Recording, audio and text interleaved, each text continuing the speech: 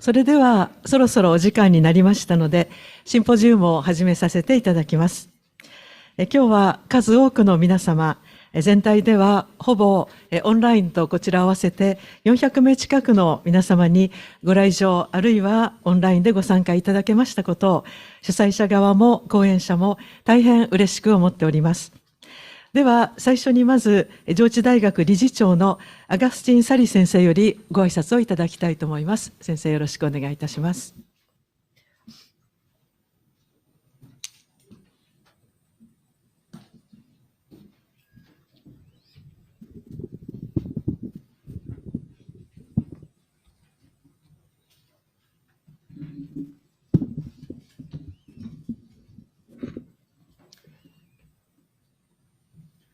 皆さん、こんにちは。上智学院理事長のサリー・アガスティンです。どうぞよろしくお願いします。長崎から世界へ平和をというシンポジウムにご参加くださりありがとうございます。オンラインでもたくさんの方々がお集まりだと思いますが、どうぞよろしくお願いします。このシンポジウムは、カトリックイエズス会センターと神学部の共催で、国連ウィークスの一行事として企画したものです。現在の世界の状況を鑑み、被爆国日本から平和のメッセージを広く世界へ届けたいという思いから企画されたものです。皆さん、上智大学の見学の理念を H、ソフィアが世界をつなぐというふうにまとめて表現しています。イタリア、アメリカと日本の研究者が集い、長崎から世界へ平和をというテーマで考える国際シンポジウムは、実にこの表現を具体化するものではないでしょうか。フランシスコ・ザビエルが西から日本も含む東へ歴史的、文化的、哲学的つながりを作りました。上智大学の教育研究共同体は、今の世界を平和の絆でつなぐ役割を持っていると思います。そして、永井博士、特に永井博士と妻、緑さんのメッセージに注目し、その祈りをもって平和を願うことに意義があると思います。永井博士の長男、誠さんは本学の新聞学科の卒業生であること、永井博士を記念する桜が上智大学の北門の前にあること、このシンポジウムに合わせて2号館、6号館に永井博士と妻緑の生涯を紹介する展示会を準備していることなど、上智大学としてこの一人のカトリックの信者の平和への決心と他者のための模範となる人々を通して世界の平和の実現につながればと思っております。上智学院を代表して、まずイタリアとアメリカからの関係者に歓迎の言葉を申し上げたいと思います。特にパネリストのガブリエル・ディ・コレテ様、パウラ・マルコ様、マレンコ様、チャド・ディール様、ようこそ上智大学へ、そしてありがとうございます。また、上智という教育研究共同体として、このように平和を願い、平和を考え、そして平和のために働き続けるという意味で、このシンポジウムの企画を進めている片山春日先生をはじめ、カトリックイエズス会センターと神学部の関係者に感謝を申し上げて、私からの挨拶とさせていただきます。どうもありがとうございました。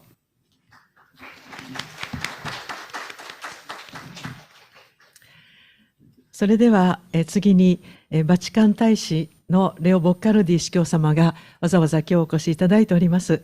で、司教様よりぜひお言葉をいただきたいと思います。どうぞよろしくお願いいたします。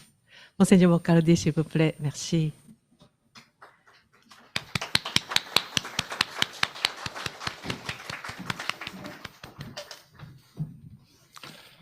Merci, Madame. Bon après-midi, konnichiwa, good afternoon. I am honored to be invited and to greet all the distinguished speakers in this seminar dedicated to the theme of peace.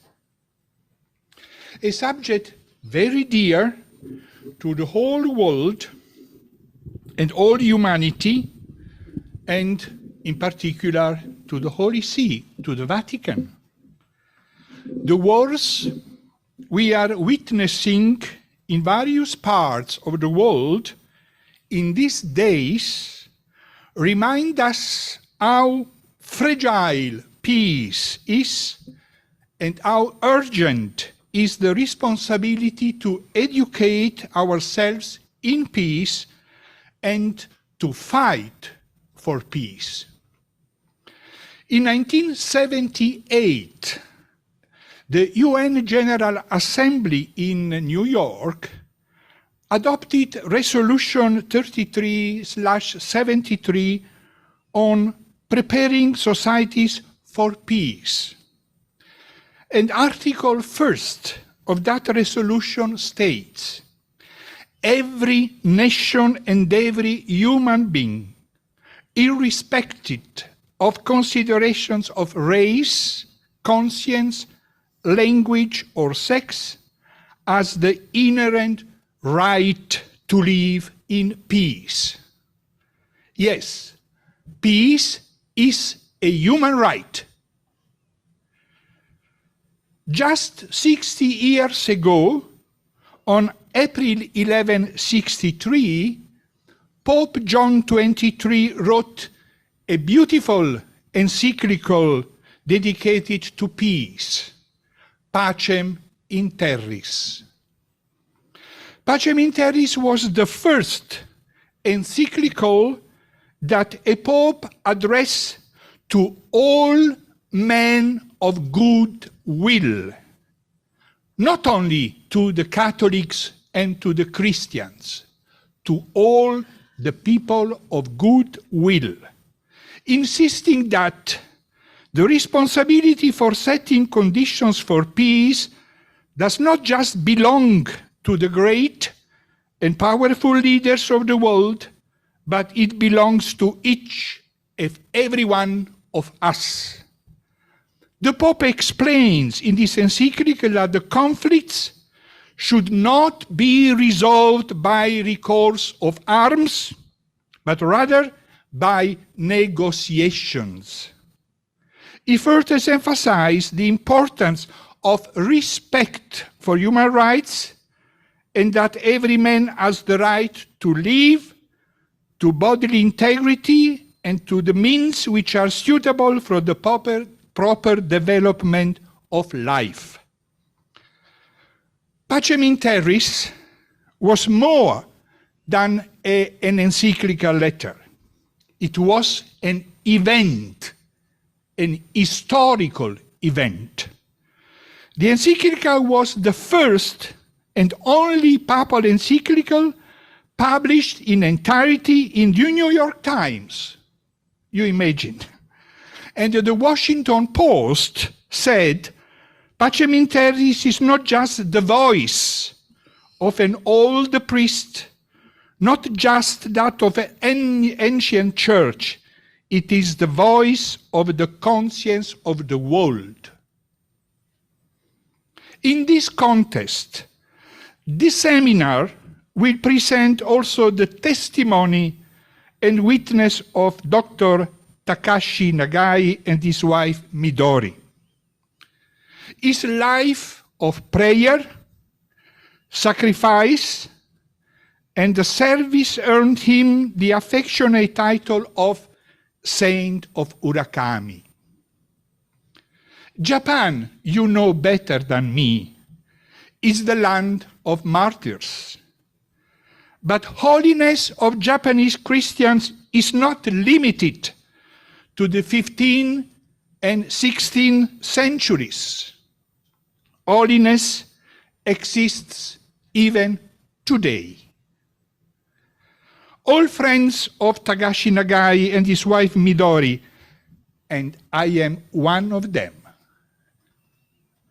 Not only do their best to spread their thoughts, but also to promote the cause of beatification in the Church, because their testimony of life represents a living example of the universal vocation to love and peace.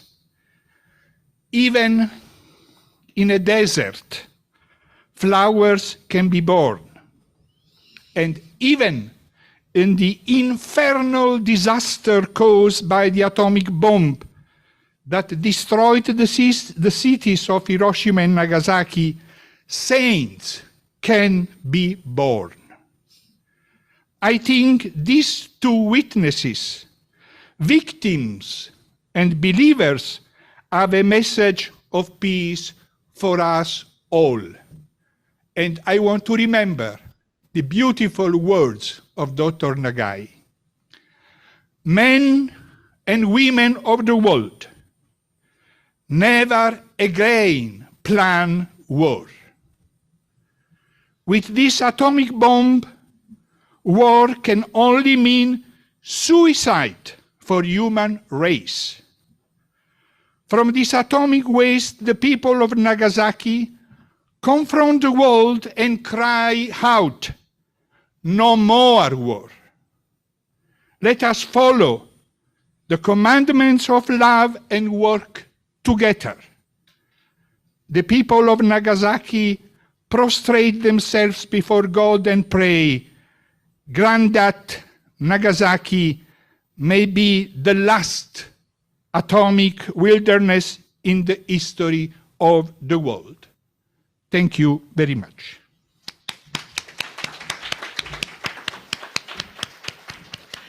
Thank you very much, Bishop Boccardi. We feel blessed by Pope Francis himself for your words. Thank you very much for your very beautiful and encouraging message. ボカルディ司教様お言葉をいただき、教皇フランシスコ自身からの祝福をいただいた気持ちです。大変励ましに満ちたメッセージをありがとうございました。また、この場には、実は永井博士の姪御さんでおられる中川陽子様と、あとそのご子息もご来場くださっております。ちょっと皆様にご紹介したいので、お渡しいただけますでしょうか。はい、中川様どうぞ。はい、じゃあ皆様どうぞ拍手でお迎えいただきたいと思います。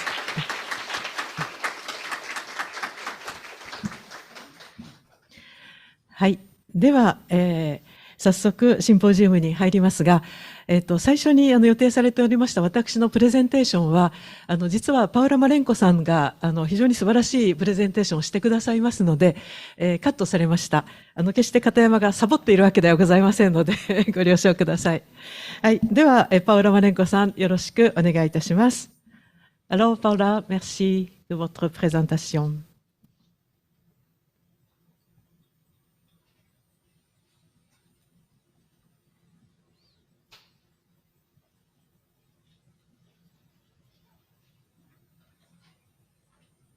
パウラさんはイタリアからの、ズームでのつなげての、シンポジストとしてのお話になります。Good afternoon. Good afternoon. Can you hear me? Please allow me to introduce myself. My name is Paola Marenco. I am an Italian doctor and hematologist, so I worked for 40 years with leukemia patients, having started in a large hospital in Milano, the bone marrow transplant unit that I had till 2015. I'm engaged also as vice president in the association named Medicine and Person, which aims to preserve the link between the medicine and the person. In 2017, through Glyn's book, I came across the story of Dr. Takashi Nagai and his spouse, who really touched me, my life, deeply enough to make me do things I'd never thought I'd do, like to be today with you.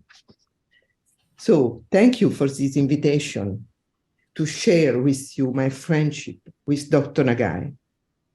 My task is to tell you about Takashi, Midori, and medicine. Takashi was a doctor and a man in many different situations.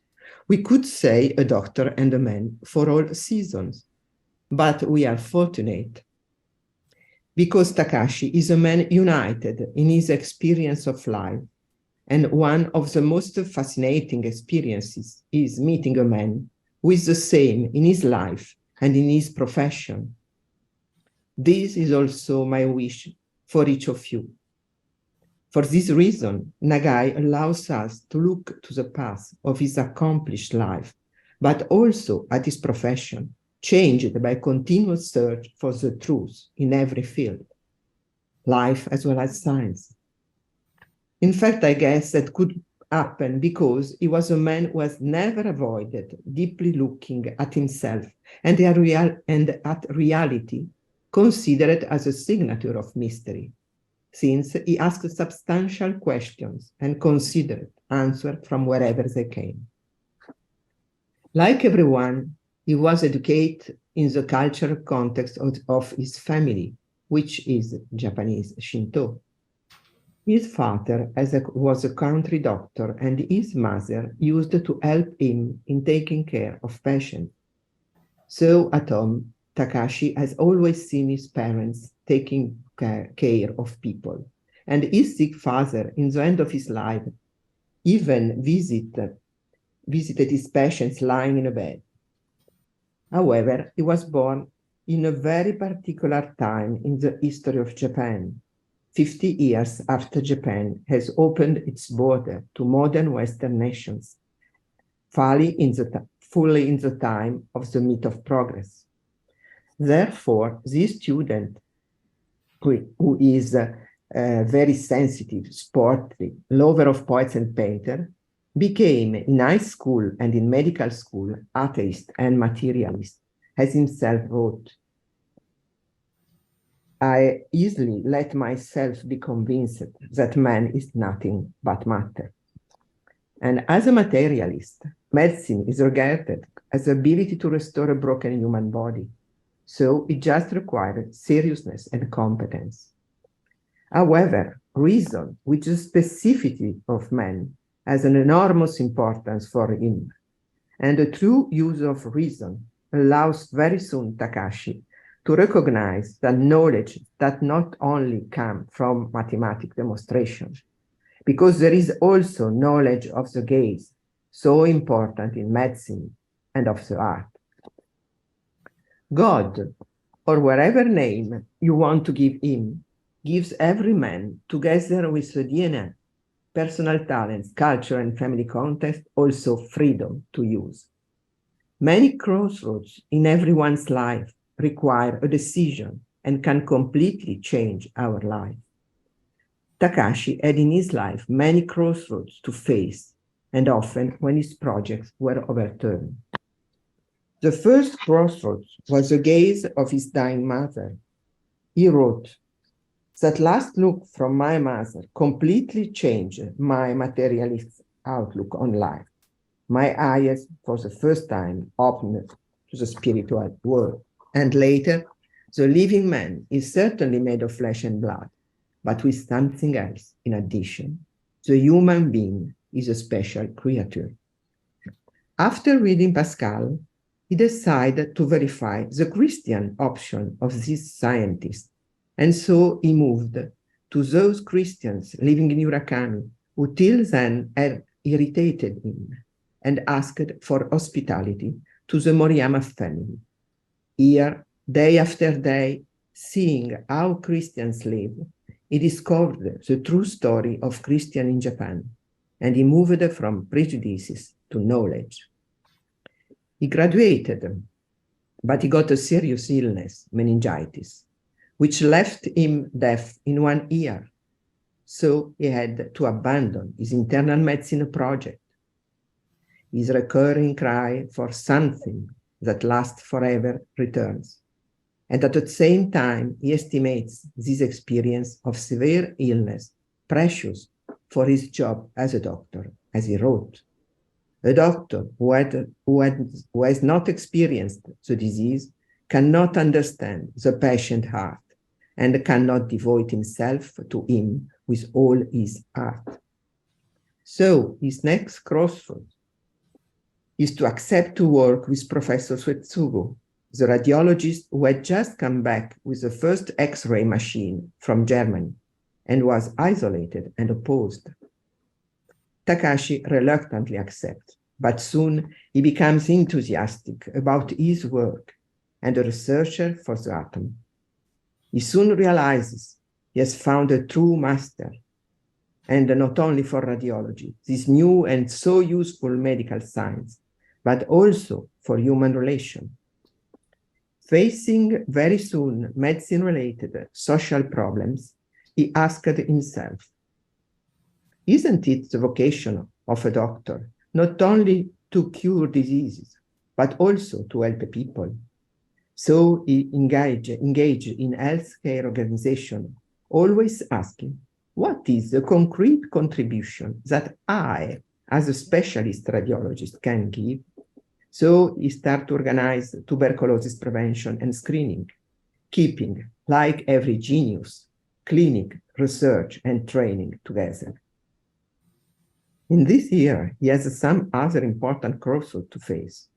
A real personal revelation during Christian Mass, Midori, and departure for the war in Manchuria.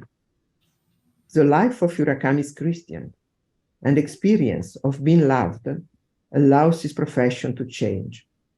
You will hear more later about Midori, this new company who prays for him and makes his path possible even in the horror of war. And finally, the return from war is a decisive moment when he recognizes in Christianity the answer to his recurring questions. He decides for baptism, and 3 months later, he gets married. Totally immersed in his work, it is Midori who bravely and tenderly takes care of everything. Certainly, without Midori, neither the path in his profession nor that in life would have been possible, even if he realized that much later. In the same year, he called the twist a dramatic anaphylactic shock, in which the precariousness of the things in this world became a living experience and changed Takashi's life in a new way to live every moment as if it were the last. As he stated, now what is necessary is enough. Later, he had to spend 3 years again as a doctor in the Second War in Manchuria, but he is now baptized. He is a new man. Faith changes his way of reflecting, judging, acting, even during this war. The perception that love saves evil was growing up. He does surgery for both the Japanese and the Chinese, and makes profound reflections on what one can give one's life for. For example, while coming back home, he wrote, "But in my heart, I feel a certain comfort when I thought back to all the bandages, one by one, with which I had been able to bring some relief to so many wounded." In 1940, he could come back to teach in university, to research and to care for hundreds of patients a day, Master of Medicine and Humanities, in the 2 current Japanese emergencies, TB and war. He got also responsibility to organize the rescue services, but he suggested having this art. The rescuers are not part of any side. What they have to do is just pour all the love they can with emotion on the wounded. It is a service whose value is linked to eternity. In June 1945, tired, he finally accepted to recognize his job as a consuming one, and he undergoes an X-rays.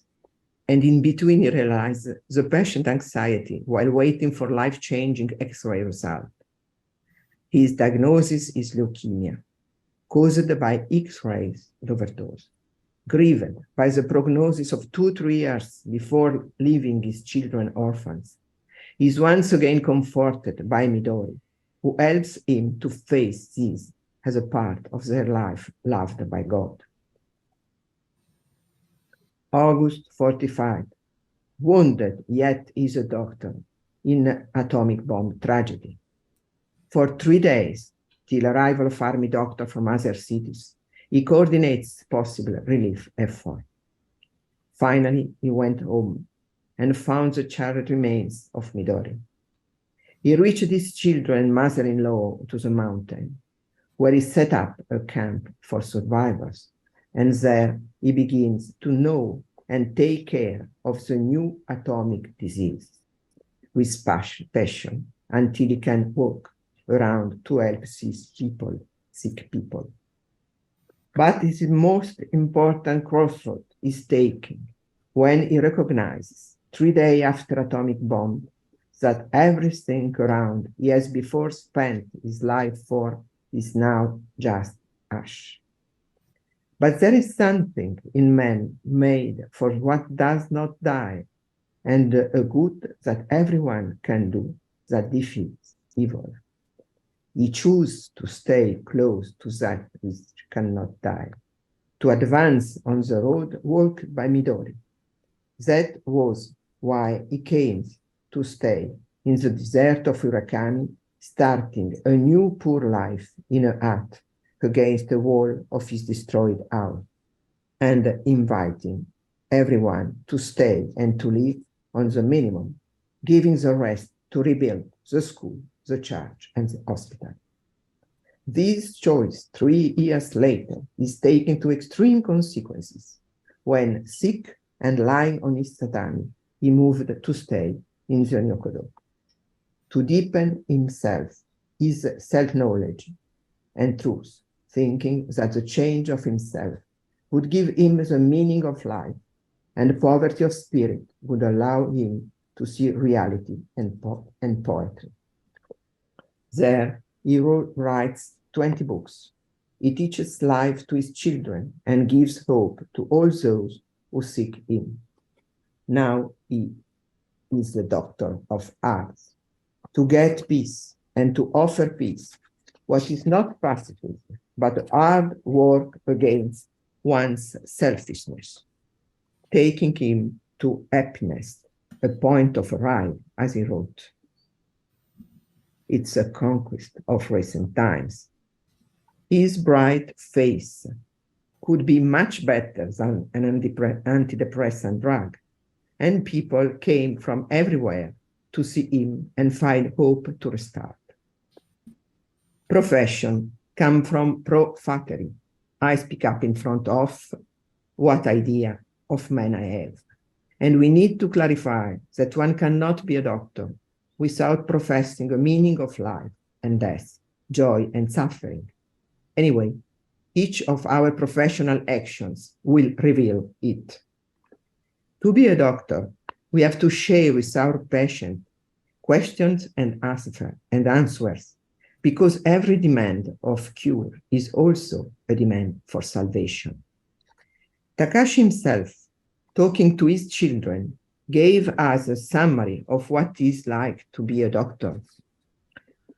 When your father had just become a young doctor, he was all full of himself, thinking he had the patient's life in his own hand, and thinking he was able to make them live or die. My experience as a doctor increased, and it was increasingly clear to me that I did not have the power to decide the life and death of my patients. The doctor's task is to suffer and rejoice with his patients. When a patient's life is in danger and he is in anguish, the doctor is also anxious and does everything to rescue the patient from the hands of death. When I visited an elderly patient, I felt like I was in front of my parents. When I had surgery on a child, it was as if it were my own child. I suffered as one suffers when faced with the illness of a family member. And I kept wondering if I had forgotten something. I scrupulously looked to X-ray and carefully selected the drugs to be injected. That's how your father somehow did his job as a doctor, nothing more. A doctor doesn't just repair a body. The suffering of the flesh must also resound in the doctor.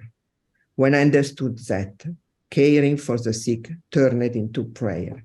Give an injection has become prayer.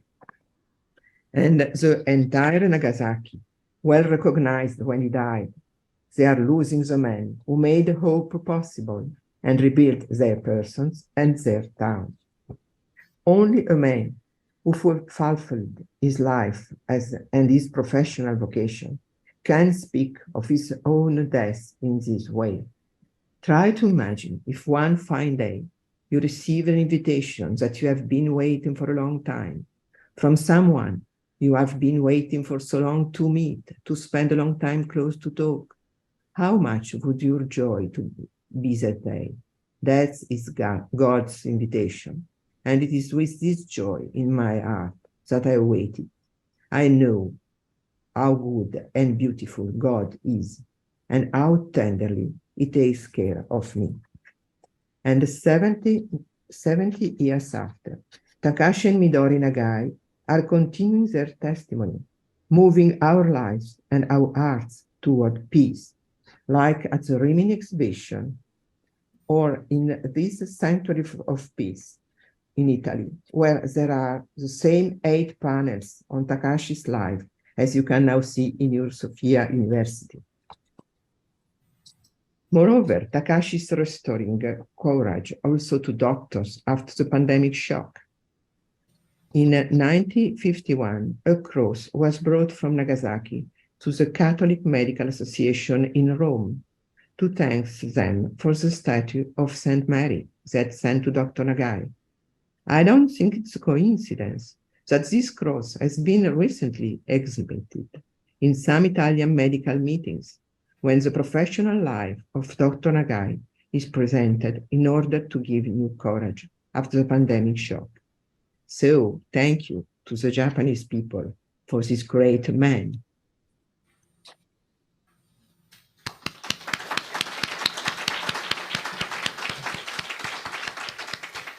パウラさんありがとうございました。Thank you very much. Merci beaucoup. では、ディコミテさんに、ご準備いただいている間に、皆さんに質疑応答のお時間について、ご紹介いたします。実は最後の質疑の時間をたっぷり取りたい気持ちは山々なのですが、かなりタイトなスケジュールになっておりまして、質問やコメントなどは、会場の方々はお渡しした紙に、講演の間にお書きいただきたいと思います。で、オンラインの方は、Zoom の Q&A への記入をお願いいたします。その際、講師のどなたへのご質問かもはじめにお書きくださいませ。また、ご質問だけではなくて、コメントやご感想も嬉しく受けたまわります。で、この4名の講演が終わりましたら、5分ほどの休憩を取り、その後に質疑応答の時間といたします。ただ、人数が多いため、会場での回答は会場からの質問に申し訳ありませんが、限定させていただきます。それでも、おそらくすべてにお答えすることは無理であるかと思われますので、後ほど、この後でご紹介いたします、永井隆と緑の友の会のホームページ上で質問へのご回答を順次掲載していく予定でおります。オンラインの方には、このホームページからのご回答となるということを、あらかじめお断りさせていただきます。はい、それでは、ガブリエレ・ディコミテさん、よろしくお願いいたします。皆さん、どうぞよろしくお願いいたします。私の名前はディコミテでございます。私はアミチ、永井隆と緑の友の会の会長でございますけど、今回、英語で話させていただきたいと思います。失礼いたします。これから、let me switch off to English. Thank you very much. This makes me, I think, better in making this presentation after the beautiful words which we heard from my dear friend Paula. So as we could all hear, Takashi Nagai was really a great man. He was an exceptional man. And this is recognized not only by us, but really by everybody, many people in Japan and all over the world. He was a man who was able to achieve great things in his life with his own efforts, his intelligence, and his hands. I think he had in many aspects the kind of life that we would all like to have. I mean, there are many young guys here who are going to start university. There's people attending university now, so I'm sure that you dream of a successful life like the one that Nagai in many areas had. And this is correct. We want all to do great things in our life. He was able to become a successful doctor. He was really one of the pioneers of radiology in Japan. He was able to cure and help many people. He used to practice charity to a lot of people. He used to take care of his family. He had a great family, of his students. So he contributed during the war to make Japan a great country, such a beautiful country that I'm really honored to live and work in. And even during the war, he was able to do great heroic acts not only for the Japanese soldiers, but even for the enemies, for the Chinese. So in his life, he achieved very high level technical and professional skills. And now I'm talking in a university environment, so technical and professional skills and competencies are extremely important. So you should really focus a lot on this. But this is not all that Nagai Takashi had. He had something else which was extremely important in life from the very beginning. He always had someone together with him. He was never alone. He always had someone to follow, and he always had someone to walk together to. And this really makes the difference and made the difference in his life. If you read the beautiful book which is called Horobinu Mono O, What Never Dies, he is very aware of that because he tells us who are the most important people that changed his life. And this, like Paula said, started with his own parents who taught him what is the unity of a family, the love between husband and wife, love to children, but also a lot love to patients. They taught him how much life is an important and serious thing that we should be serious with. And then there is another very important person who is Professor Suetsugu. Like Paula said, Professor Suetsugu taught him radiology from a technical academic point of view. And they became two very important founders of radiology in Japan. But he also taught him the beauty of science. He learned from Professor Suetsugu that science is for the search of truth and that the purpose of life is finding the truth. So Nagai Takashi was born and grew with the clear perception that the purpose of life was finding the truth. And that's why he falls in love with science. But with science alone, he soon realized that something was missing in his life.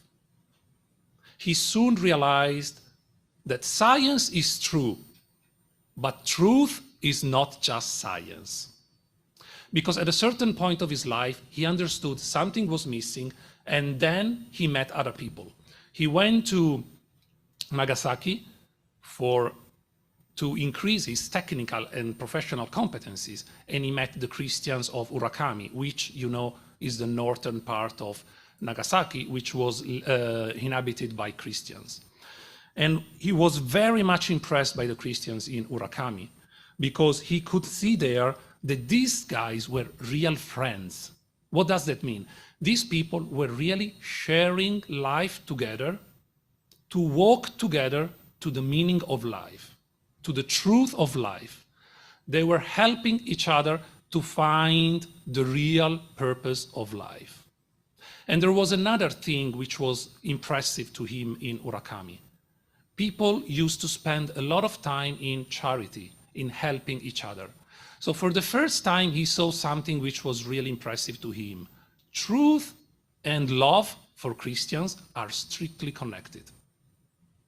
And this really changed his life. But there's one more encounter which for him is absolutely crucial, and it's the encounter with Midori. Midori was the most important person in his life for sure. he realizes this pretty late. And this you can clearly understand if you read the book What Never Dies, Horobi no Mono o. He's very honest in showing this to us. Why was Midori so important for him? I think there are two main reasons. The first reason is that, so I want to share with you one word which is very important for the Catholic, for us Catholics, which is the word vocation. Vocation comes from the, in Japanese you have a word which is shoumei, which has actually the same etymology as in Latin. Because in Latin, vocation means that you are called. In Japanese, shoumei means call to the destiny. It's a beautiful word that you have in Japanese. You should be proud of this word, shoumei, called to the destiny. So Midori showed him that life is vocation.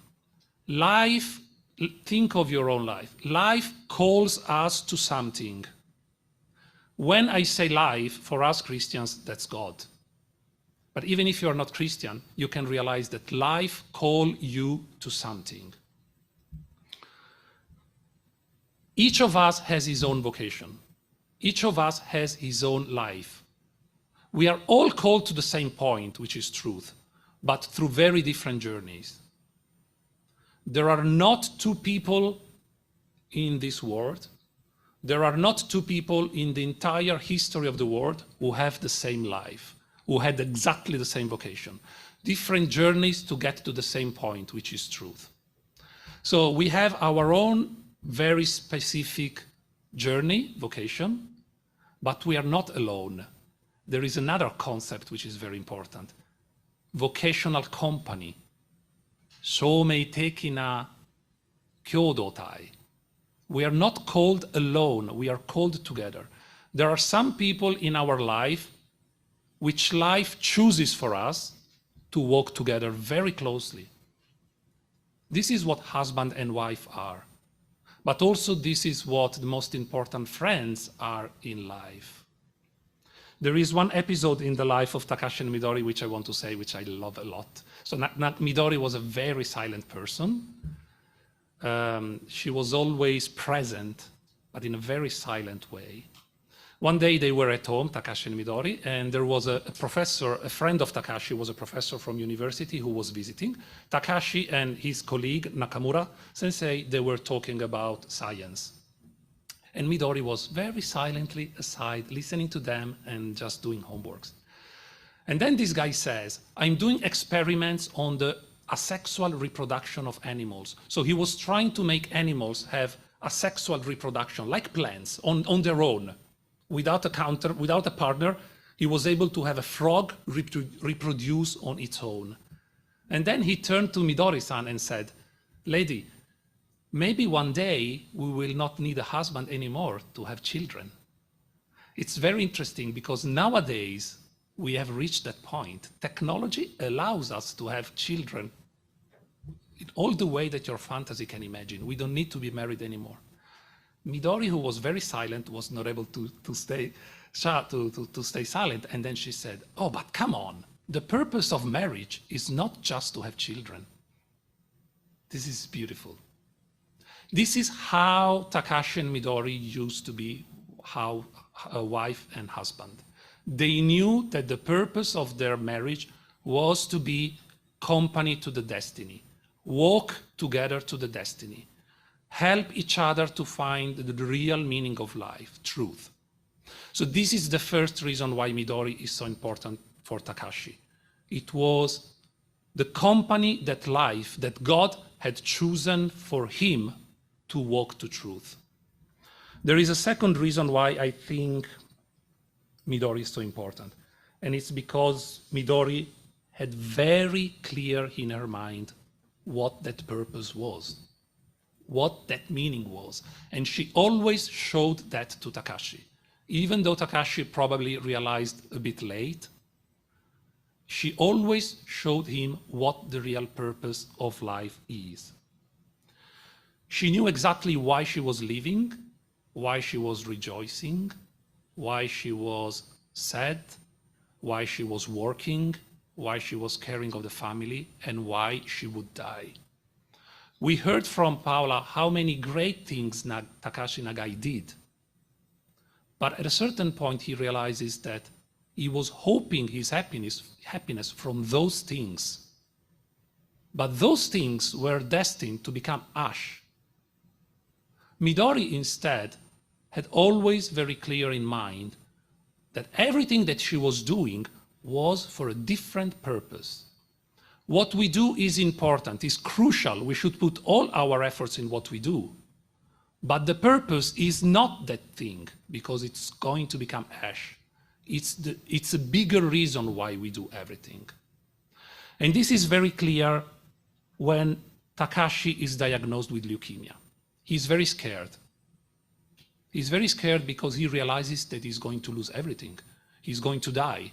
So he had devoted his entire life to many things, but he's going to leave everything.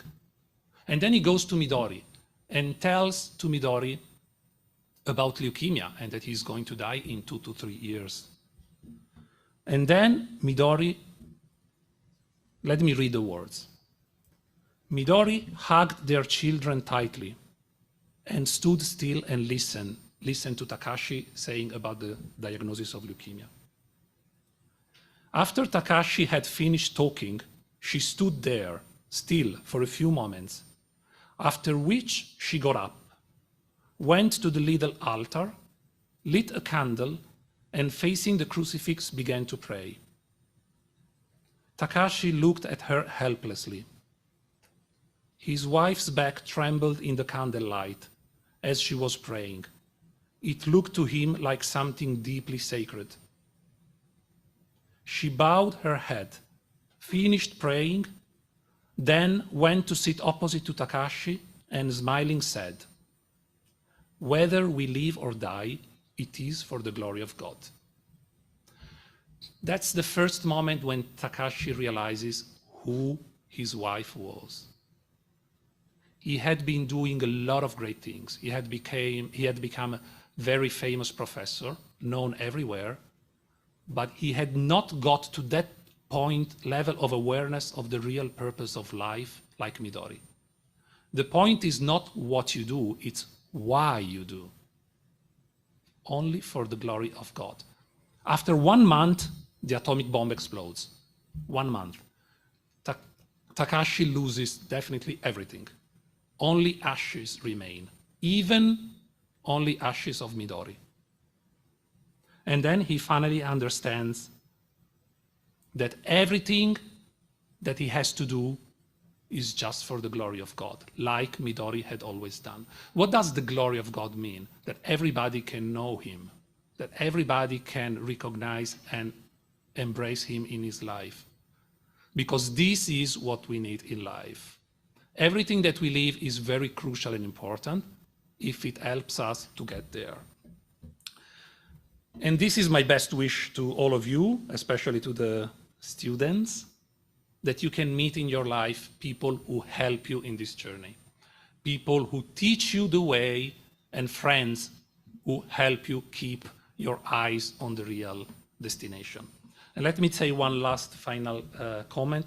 This has a lot to do also with peace. Because in the life of Takashi, something really strange happened. And before the bomb, when his life was more normal, he never was completely in peace. After the bomb, in the destruction of the bomb, he finally finds peace. But then, what is peace? Because then peace is not just the absence of war, because he was not in peace before and he's peace after. What happened in his life? He found the real purpose of life. Isn't it our experience? We live in peaceful countries, Japan, Italy, US. We have civil and political peace in our own land. Isn't it our own experience that often we are not in peace with ourselves and with others? Because our life is not fully accomplished and we are full of resentment, of anger, and maybe we fight with ourselves and we fight with other people.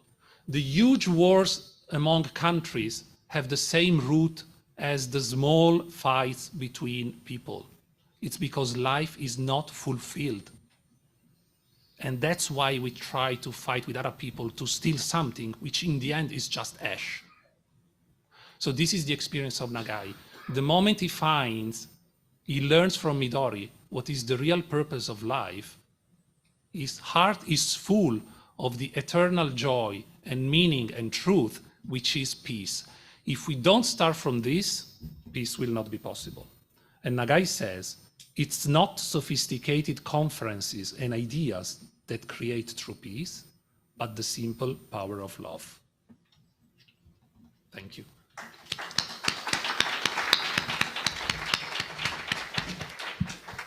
ガブリエレさん、ありがとうございました。じゃあそれでは、先ほどはイタリアでしたが、飛行機は方向を変えましてアメリカ合衆国に向かいます。で、アメリカ合衆国で早起きをしてくださっている、チャド・ディールさんとつながりたいと思います。はい、ではチャドさんよろしくお願いいたします。はい、はい、チャドさんよろしくお願いします。はい、わかりました。Good morning. One second. There we go.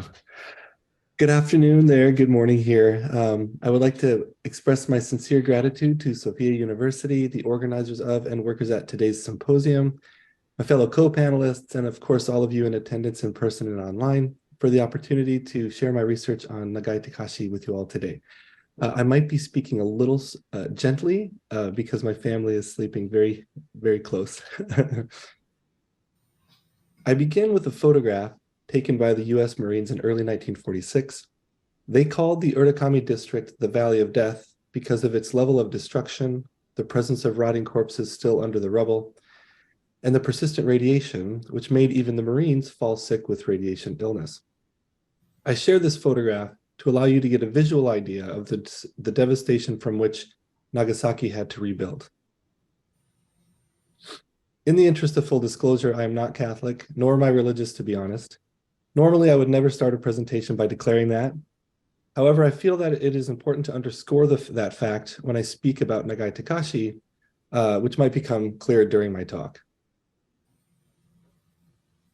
I first encountered Nagai Takashi in spring 2001, 22 years ago, when my brother Matt and I visited the Atomic Bomb Museum in Nagasaki, and we came across an exhibit dedicated to the Catholic community of Urakami District, whose neighborhood was literally ground zero of the bombing, as you know.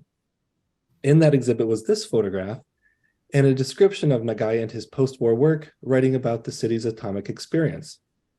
I was fascinated by the fact that Nagasaki was home to the largest community of Catholics in Japan. I was confused by the knowledge that a mostly Christian nation, the United States, had dropped the atomic bomb on that community. And I was compelled to learn more about them, and especially about their parishioner leader, Nagai Takashi. And so at the museum's bookstore on the way out, I bought one of Nagai's books, Leaving These Children Behind, Konoko Onokoshite, which I had hoped would also strengthen my Japanese reading skills. Upon returning to the United States, I began reading the book and came across the following passage, which appears in a chapter aptly titled Providence, Setsuri.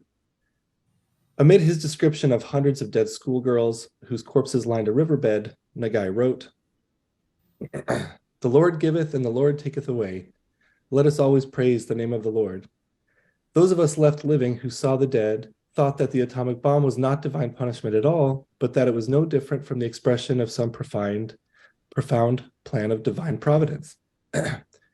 That same day, I too had become a weak, penniless person and had embraced 2 small children in the fire ruins. I don't know what it was, but I believed and never doubted that this was the expression of the providence of love. I have endured 3 years since the bombing, but the fact that my faith that day was correct will gradually come to be proven. Because of the atomic bomb, the obstruction that was blocking my righteous path was removed, and I became able to taste true happiness. Death, that will come to me soon, is also the greatest gift of love that I confront, I who am God's and who increases in his infinite love." Now, my initial feeling after reading this passage was that my reading comprehension in Japanese was absolutely terrible. I was sure that I was reading something incorrectly, because how could a person who had endured so much suffering interpret the atomic bombing in such a light? I read the passage several more times and realized, yes, that's exactly what the Japanese text was saying. So my next reaction was, what complete astonishment. For me, this moment turned into a decades-long scholarly quest to historicize and comprehend the context of Nagai's interpretation and the effect that that interpretation had on Nagasaki memoryscapes. I have since published a book in 2018 called Resurrecting Nagasaki, Reconstruction and the Formation of Atomic Narratives. Nagai Takashi, of course, figures largely in my discussions. What I concluded from the 15 years of research that preceded the publication of my book was that Nagai Takashi was the most influential single contributor to the reconstruction of Nagasaki City. From 1945 to 1947, Nagai contributed first to the spiritual recovery of the Urakami Catholic community as their parishioner leader. The atomic bombing killed approximately 8,000 of the roughly 10,000 or so Urakami Catholics. Many Catholic survivors felt that God had forsaken them, or that the bombing was some kind of divine punishment. Some non-Catholic believers from the southern part of Nagasaki City had been saying just that the Catholics were being punished for not being Shinto believers. In response to this, and as a way to help process the trauma of the bombing, especially the loss of their loved ones and other community members, Nagai Takashi developed his argument that the bombing was not divine punishment, but rather a manifestation of God's love for the Urakami Catholics. Nagai, too, had lost his dear wife, Midori, and he needed to find meaning in her death and in the suffering of the survivors who lived with immeasurable trauma. Nagai took the opportunity of a mass funeral service for the Urakami Catholic community amid the ruins of their cathedral on November 23, 1945, to convey that narrative of the bombing, to help his community make sense of the trauma and begin individual and community recovery. During the lengthy eulogy, Nagai declared that Urakami was placed on the altar of sacrifice as atonement for the sin of humankind, which was the World War. It was chosen as a pure lamb, slaughtered and burned. The eulogy gave meaning to the destruction by framing it as a providential tragedy. It exemplified atonement for the sin of the World War, and the Urakami Catholics were the only worthy sacrifice for the burnt offering to end the war. The bereaved took Nagai's message to heart. One community member recalled decades later, "We were convinced by Nagai's interpretation of the bomb, even the people who had thought it was divine punishment." Another member shared how Nagai inspired the Catholic community with his leadership and service, explaining, "He was such a good person that some people thought God had delivered him to us." When Nagai became bedridden with leukemia, which he had contracted before the atomic bombing, he decided to begin writing as much as he could to leave a record of the experience and significance of the atomic bombing. This led to the second stage, so to speak, of his contributions to the reconstruction of the city. From 1948 until his death in 1951 and beyond, Nagai's work as a writer contributed to the physical rebuilding of the landscape of Nagasaki City. During that time, he published 9 books of his own, 2 edited volumes of essays by other survivors, 2 translations of books by Western authors, and he wrote many other books and essays that were published posthumously. His books came at a crucial moment for the recovery of Nagasaki, when the city, and indeed all cities around Japan, struggled to secure funds to reconstruct their cities. Nagai's first major best-selling book was Leaving These Children Behind in 1948, which was the book that I had brought home with me from the Atomic Bomb Museum all those years ago. In its first year of printing, the book sold 220,000 copies. A national newspaper poll in September 1949 of the most read books over the previous year included 3 books by Nagai, Leaving These Children Behind at number 1, The Bells of Nagasaki at number 4, and Rosary Chain at number 16. Incidentally, the translation of John Hersey's Hiroshima appeared much lower at 19th. Nagai's books earned him massive royalties. During the 1948-1949 fiscal year, when Leaving These Children Behind and The Bells of Nagasaki were published, Nagai earned 2,176,333 yen in royalties. Even so, he never considered this enormous gain in wealth his own, but rather he thought it belonged to the people of Nagasaki, and so he gladly paid around 90% in national and city taxes and donated the majority of the rest of his income to the city. When the public expressed surprise and confusion over why Nagai had to pay so much money in taxes, he told one of his friends, "The payment of tax is a shared responsibility for the reconstruction of Japan. Taxes are the oil for the reconstruction of our country."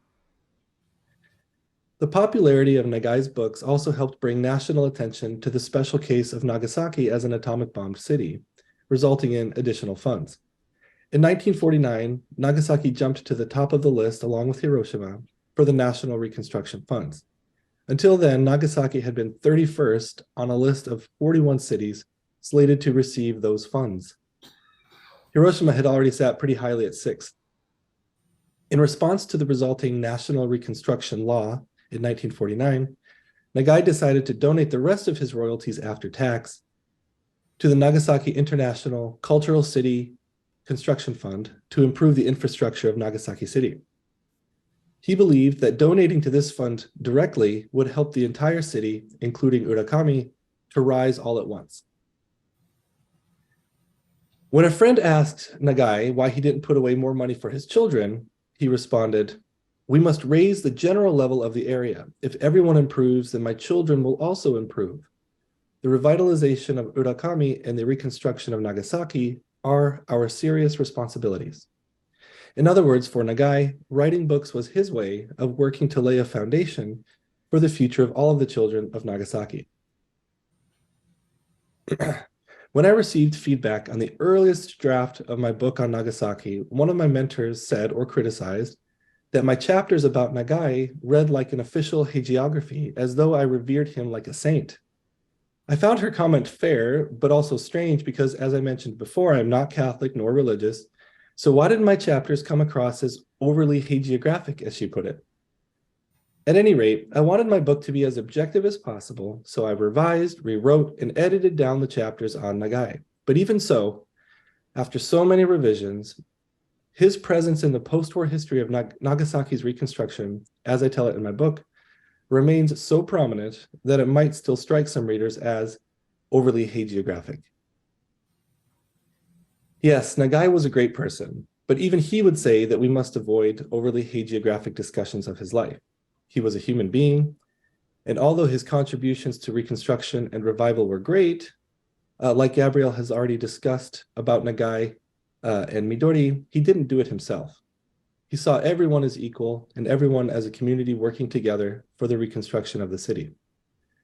Nagai rejected awards that singled him out as a major contributor to reconstruction. For example, when he was nominated for such a national award in 1949, he said he was not worthy of it and suggested the committee give it to someone more deserving.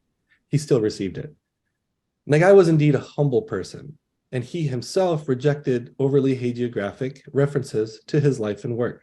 For example, in an interview in 1949, he said that he objected to being called a saint in his own lifetime. It was bothersome, he said, to be treated this way. Nagai has not been without his critics, even in the present. I too have discussed Nagai critically from a historian's perspective, especially in relation to how his narrative has sometimes overshadowed the atomic experiences of other survivors who have other interpretations of the bombing. But as a historian, I must also acknowledge the context within which Nagai had worked. The devastation and uncertainty of the immediate post-war period had called on him to be a saint, to be a spiritual leader, it's a slip, had called on him to be a spiritual leader and community advocate. For Nagai, the most important mission that he undertook at that time, I think, was keeping faith alive at all costs, because he understood and truly believed in the role of faith that could play in bringing the city back from the brink of oblivion. In other words, and while my own faith has remained broken since childhood, studying Nagai Takashi introduced me to the power of faith, and especially to how faith can illuminate a path to recovery, even out of the darkness of the so-called Valley of Death. I would like to end with a poem or prayer, I suppose, by Nagai, in which he expresses optimism for the future of his children, Nagasaki and the world. Peace, oh peace, the bell of peace is tolling. We must keep this peace forever. And this is Urakami today, basically. So, thank you.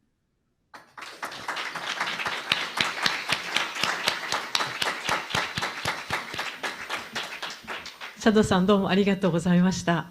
朝早くから本当にありがとうございます。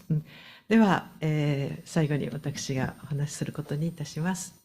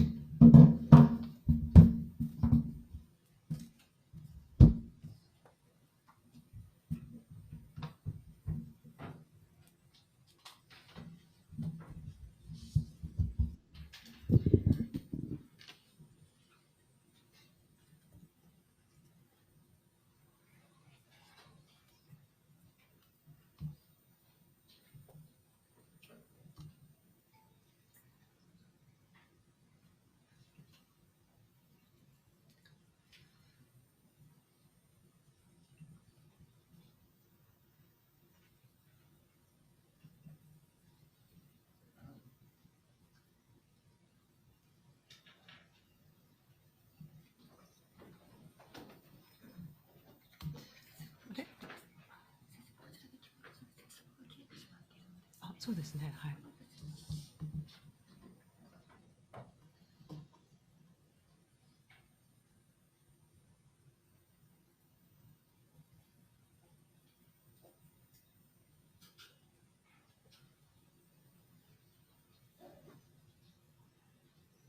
はい。ありがとうございます。じゃこの、進めるのはどうしたらよろしいですか。こうやっていただければ、はい、わかりました。皆様のお手元に、本当に小さい字で申し訳ないんですが、一応スライドが、全部、資料として、ありますので、ただ、こちらに大きく出ますので、それは後で、お持ち帰りいただきたいという意味で、渡しております。では、最後に、私の、お話をさせていただきます。私は上智大学進学部の片山春日と申します。で、一番最初のパオラさん、そしてガブリエレさんは医師です。メディカルドクターですね。で、チャドさんは歴史家です。で、私と言いますと、私の専門は実はキリスト教の文学です。で、それで私は、主にこの永井隆の著作をできるだけ正確に読み込み、そこからこのシンポジウムのテーマである平和をのメッセージの真実を探ってみたいと思いました。で、私が永井隆のことを知ったのは、図らずも今から30年ほど前に開かれた博士についてのシンポジウムでした。で、その時はまだ何も知らず、何か参加しなさいと言われたので、にわか勉強で著作を読みふけったのですが、実は今までどうしてこんな方のことを知らなかったのか、こんな素晴らしい方のことを知らなかったのかと、とても恥ずかしく思ったのをよく覚えています。で、シンポジウムの中心は、息子さんの誠さんのお話でした。で、誠さんは先ほどサリ先生がおっしゃってくださったように、音楽の新聞学科の卒業生です。で、今年またその絆を思い起こし、こうして国際シンポジウムを開催できたことを本当に嬉しく思っております。で、この長い千本桜の2世が、すぐこのゲート北門の、新宿通りから言いますと右側にありますので、ぜひご覧になってお帰りくださいませ。で、それはその絆を表しております。で、まずですね、はじめに確認してみたいのは、パウラさんが語ってくださったように、永井隆が本質的に医学者、科学者であり、彼の証言の根源には、放射線医学の専門家としての知見があるということです。それで今、世界中の医師が彼に注目しています。隆はまた、その放射線障害の被害者であり、そして被爆者ともなったという稀に見る運命を担いました。彼の生涯を貫いているのは、まさに真理探求の情熱です。これについてはガブリエルさんが語ってくださいました。そしてこの科学者は同時に深い信仰者であり、その両方が決して矛盾することなく隆のうちに共存していました。むしろ真理探求をその使命とする科学者であったからこそ、信仰の真理をも探し続けたのだと言えると思います。最初に注目してみたいのは、永井隆が最初に執筆した著作は長崎の鐘ではなく、この前だと思うんですけど、あれ次ですか？ちょっと、これですね、すいません。永井隆が最初に執筆した著作は長崎の鐘ではなく、長崎医大に提出された原子爆弾救護報告であるという事実です。これは1945年の8月の原爆投下から同じ年の10月にかけて執筆されたものです。書いた本人が本も資料もすべて原爆で失い、白血病で余命3年を宣告され、頸動脈を切る重傷を負い、死の淵をさまよったことを思うならば、この克明に書かれた報告書は驚くべき報告書だと言えると思います。実際、この報告書を書いていた9月には出血が止まらなくなり、一時危篤状態になりますが、奇跡的に一命を取り留めます。そして、この中の記述が後に長崎の鐘に使われることになります。救護といっても全てを失い、まさにピンセットと包帯しかないような状況での救護でした。皆被爆者となったわけですから、病人が病人を介護するといった状態でした。この原子爆弾投下の前に白血病になっていた隆は、原子爆弾の本当の恐ろしさは、通常の爆弾にはない大量の放射線放出による被害であることを誰よりもよく見抜いていました。放射線を大量に浴びて被爆した人々は、傷ややけどがなくても倒れ、苦しみ抜いて死んでいったのです。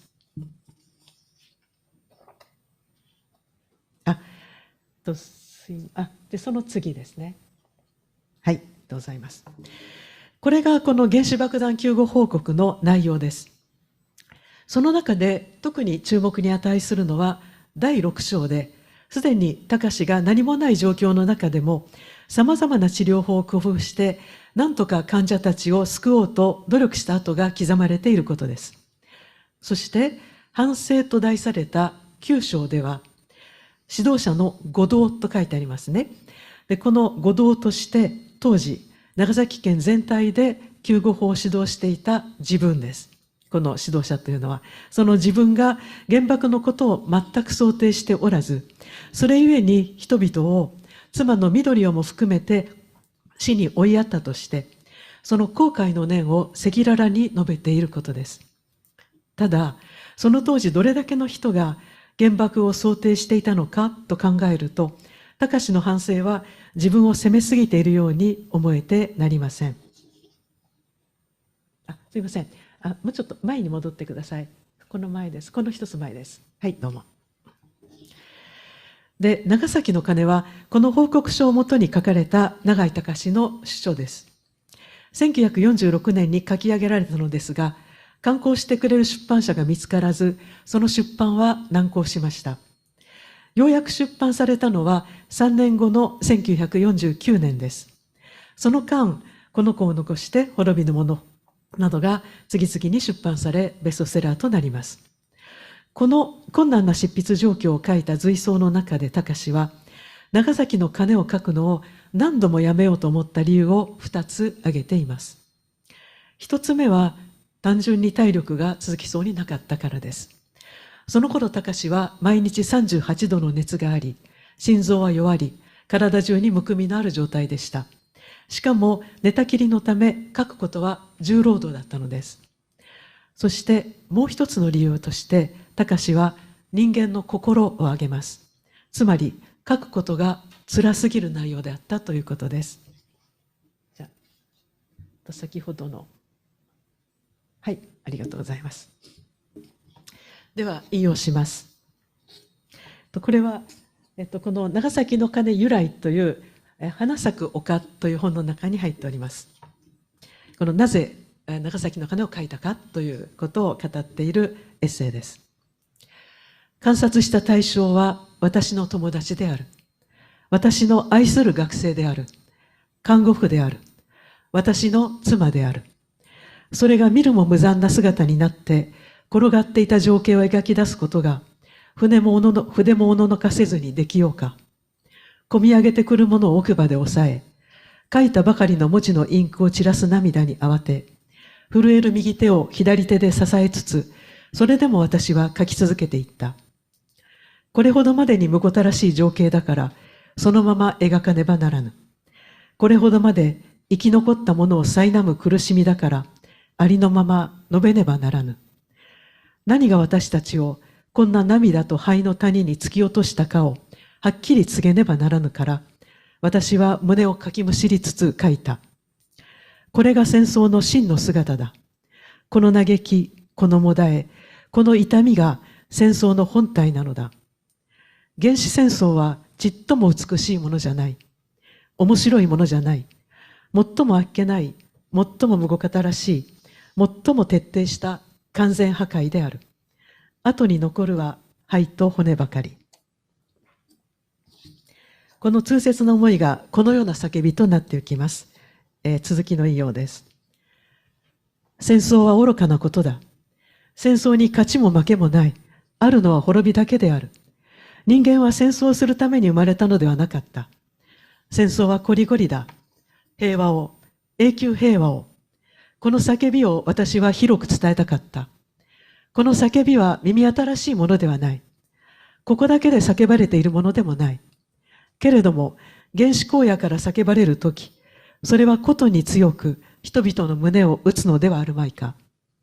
荒れ野に転がる白骨が叫ぶとき、それは特に鋭く人々の心に刺さるのではあるまいか。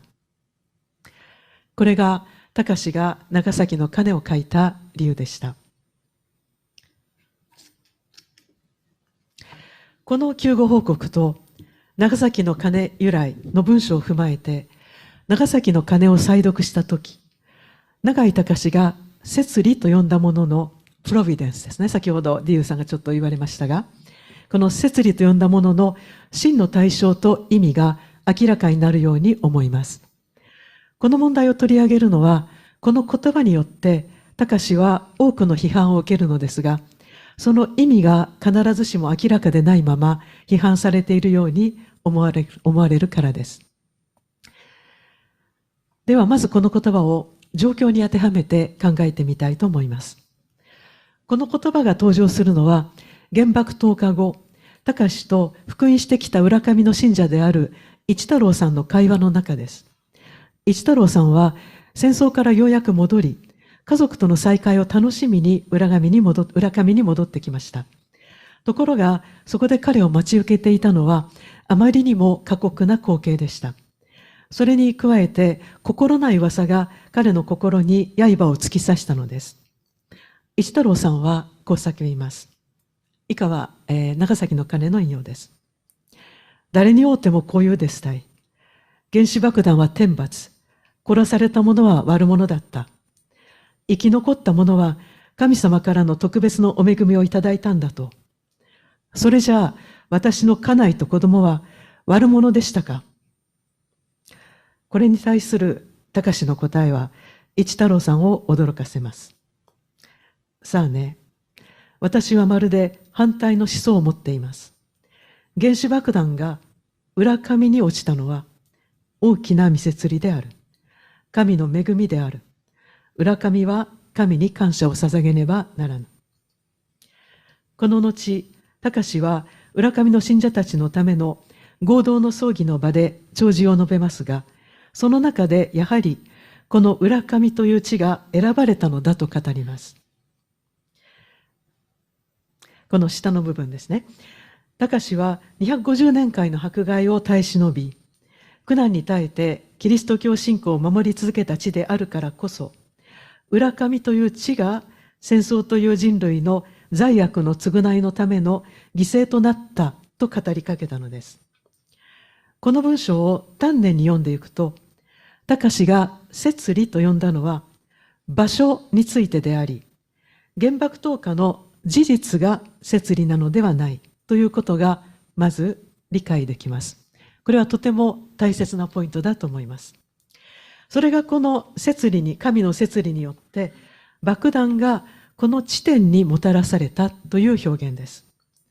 摂理と呼ばれているのは他のどの場所でもない浦上という場所に原爆が落ちたというその場所の選びについてです。一方、この長崎の鐘の原子爆弾の力という書を読むと、驚くべきことにアメリカ軍の撒いたビラから、これが原子爆弾であったことを知った生き残りの研究員たちが議論している場面が描かれています。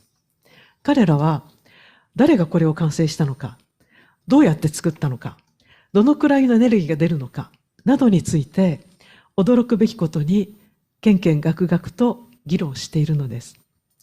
そしてその最後は、とにかく偉大な発明だね、この原子爆弾は、で締めくくられています。そしてその時、研究も学生も病院も全てを失った隆は、原子爆弾の被害を研究するという真理探求に新たに取り組む勇気を取り戻したのでした。ですから、このようにこの場面を読めば、隆が原爆投下の事実そのものを神の技と考えていなかったことはあまりにも明らかです。原爆はアメリカの科学者たちが成功させ、軍人が投下した人間の技です。人間の仕業です。そこに摂理は介入していません。そのことを誰よりも知っていたのが隆でした。また、救護報告と長崎の鐘に描かれているようなむごい状況を読めば、それをもたらしたのが神の恵みであるというようなことを言うことは不可能だと思います。ここで摂理という言葉について、意味と事実との区別を明確にしておきたいと思います。科学者である隆は、この原爆という発明が成功したことに感嘆しました。でも、医学者である隆は、救護活動を続けながら、この原爆が人間にとっての絶対悪であることを知ります。原爆投下という事実は、人間が起こした悪でしかありません。それなら、なぜ隆は他でもない浦上という場所に原爆が落ちたことが摂理であると言ったのでしょうか。それは隆がこの事実に与えた意味、ミーニングです。この言葉によって隆はまず原爆が落ちたのは天罰であったという説を退けます。その代わりにこの過酷な出来事に意味を与えます。その意味とは、まず浦上が犠牲となって他の人々の身代わりとなったということです。確かに小倉の人々は浦上の人々の身代わりによって救われたのです。また原爆は他の都市、例えば京都ですね、に落とすことも実は検討されていました。実はどこに落ちてもよかったのです。そう考えると他のすべての都市、そしてここで私たちの東京に住んでおりますが、その東京の私たちもこの浦上の方々の身代わりによってある意味救われたと言えるのだと思います。それは亡くなった人々の死が妻の死も含めて決して無駄死にではなかったということを意味しています。ここで下のところですね、永井隆が摂理という言葉に込めた意味をビクトール・フランクルの理論によっても深く理解することができます。フランクルはオーストリアのユダヤ人の精神医学者で、アウシュビッツをはじめとする強制収容所から奇跡的に生還し、その体験をもとに夜と霧をはじめとする一連の著作で知られています。この英訳は The Man's Search for Meaning です。彼は人間存在にとって意味がどれほど重要なものかを明らかにしました。それを夜と霧の中では、このなぜ、下から3行目ですね。すみません。このなぜ生きるかを知っている者は、ほとんどあらゆるいかに生きるかに耐えることができると書いています。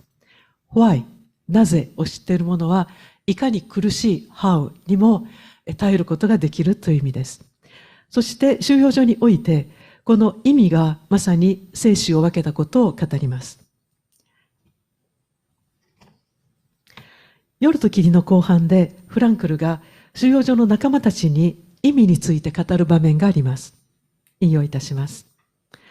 私は人間の生命は常にいかなる状況の下でも意味を持つこと。そしてこの存在の意味はまた苦悩と死をも含むものであることについて語った。そして最後に私は我々の犠牲について語った。すなわちそれがどちらにせよ意味を持っていることを語った。たとえ政治的理念による自己犠牲であれ、また他者のための自己犠牲であれ、犠牲は意味を持つものだと語った。そして宗教的な意味で信仰を持っている人はそのことをよく知っていると語った。この人間にとって苦悩と死とは無意味なのではなくて、犠牲として最も強い意味に満ちていたのである。意味なくして彼は苦しもうと欲しなかった。同様に意味なくして我々は苦しもうとは欲しないのである。この究極の意味をこの収容所バラックの生活に与え、また今の見込みのない状況に与えることが私の語ろうと努めたことであった。ここでフランクルが語ることと永井隆が浦上で語った弔辞はまさにぴったりと重なります。フランクルも絶対悪であるアウシュビッツを肯定するのではありません。ただそこで生き死ぬことを犠牲として捉え直したときにそこに意味が生まれ、この意味こそが囚人たちを生かし続ける原動力となったと語るのです。弔辞で永井隆が浦上の犠牲に与えた意味もまた、浦上の信徒たちを励まし、希望を持って生きるための原動力となったと言えるのだと思います。そしてその希望がいかなることを成し遂げたかが、チャド・ディールさんが数字で示してくださったことではないかと思います。このように事実と意味を明確にするならば、永井隆が決して運命論者でなかったことがわかります。彼は人間が自由な存在であることを重視していました。そして原子爆弾が完成し、すべての戦争がいずれは原子爆弾を使う戦争になるであろうことが予測される今、この自由意志を正しく用いることが人類の生死、そして幸福を左右することになるであろうことを知っていました。その意味で永井隆は一人の預言者であるとも言えると思います。この平和党の文章はそのような彼の思想を明瞭に表していると思います。永井隆の絶対平和の思想は単なる理想主義ではありません。単なるオプチミズムでもありません。彼の医学者としての苦しみの経験と信念から発するものです。引用します。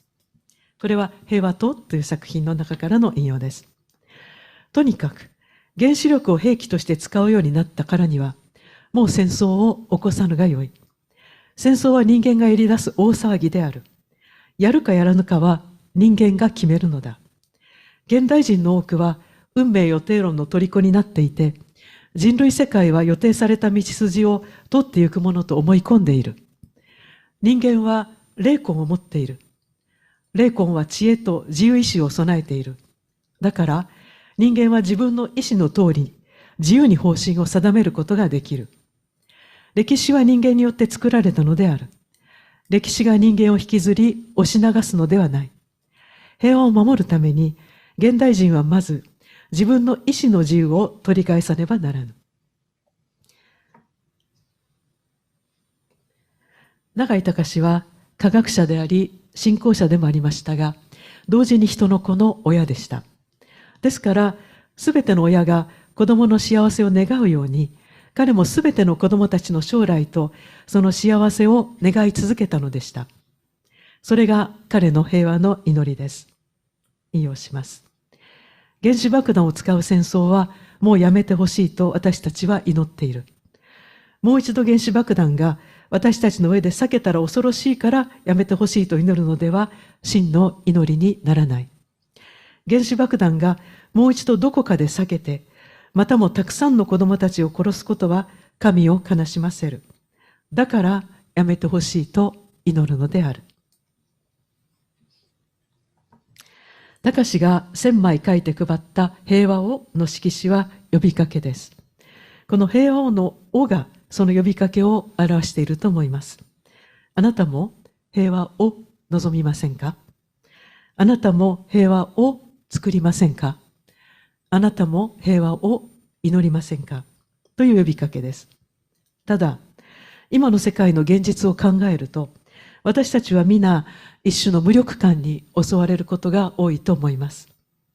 こんな私が何かしたって何になるという思いです。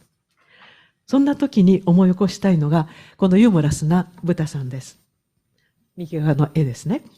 この豚には、これは永井隆が描いた絵です。この豚には最初は尻尾がありませんでした。そこでお父さんが茅野さんに、はいって絵を上げても、茅野さんは、これ何って言って分かってもらえませんでした。そこでお父さんが、えいっと尻尾をつけると、豚だ、豚さんだと喜んでくれたのです。それを見て、隆が分かったのは、この一見役立たずの尻尾にも役目があるということでした。寝たきりになった隆は、自分もおそらく役立たずの尻尾のような存在になったなと思ったのでしょう。でも彼はこう語ります。真ん中の引用です。大体このように何の用もないものが生かされているはずがありません。どんな病人でも何かこの世において働くことができるから生かされているのでありましょう。私は命の最後の瞬間までいろいろと工夫して何か働くことを見つけて働こうと思います。私たちも皆、多かれ少なかれ尻尾のような存在だと思います。でも尻尾も一役。平和のためにどこかで何かできることがあるはずだと思います。このシンポジウムも実は小さな尻尾かもしれません。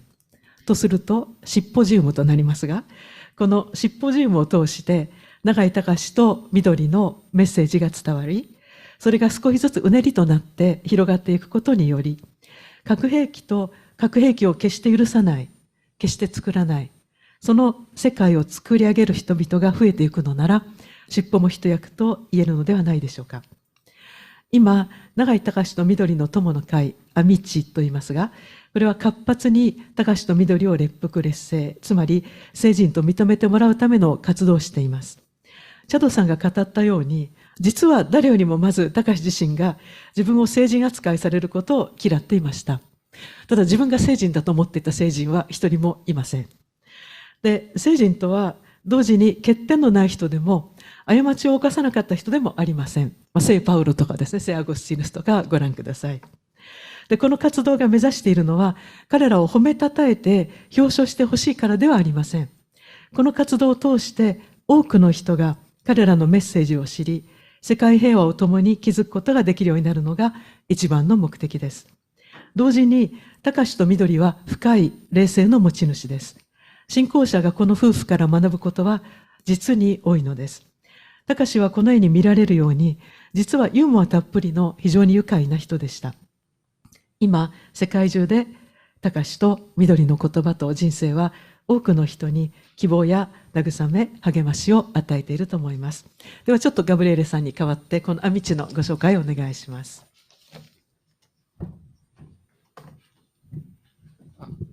I will be very, very short. Can you please display next slide? The last one? Okay, there should be a slide. Okay, there is no slide. I wanted to show you the slide with the web address of the of our association. So two years ago in Italy, well, me, Dr. Paola Marenco, and another friend Massimo, we founded in Italy this Amici di Takashi Midori Nagai, so Nagai Takashi to Midori no Tomo, association, with the purpose to support to propose and to support the Diocese of Nagasaki for the beatification and canonization process, and to to spread the message and the knowledge of Takashi and Midori across the world. Now we are working together with the diocese in Nagasaki for the steps which will bring to the opening of the process. And we are also delivering many activities across the world.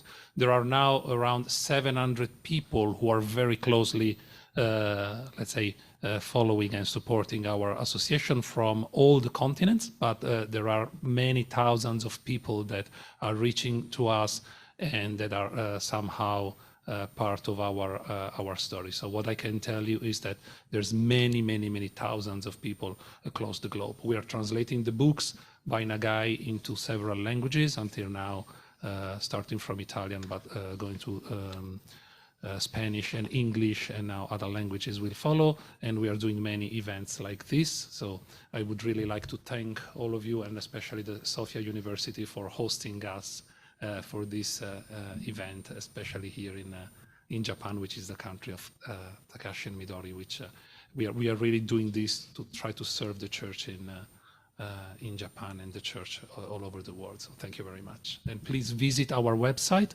www.amicinagai.com. Amici is an Italian word which you should learn. Thank you very much. 日本語でも永井隆と緑の友の会でヒットしますので、はい、確か資料のところに、はい、載っておりますね。はい、ですからそちらをご覧ください。You can find the Japanese version translation of the website, so you can search in English and in Japanese. はい、では、今から、5分間休憩を取りたいと思います。40分まで休憩をいたします。で、その間にぜひご質問またはコメントなどを入り口の、箱の中に入れていただければと思います。よろしくお願いいたします。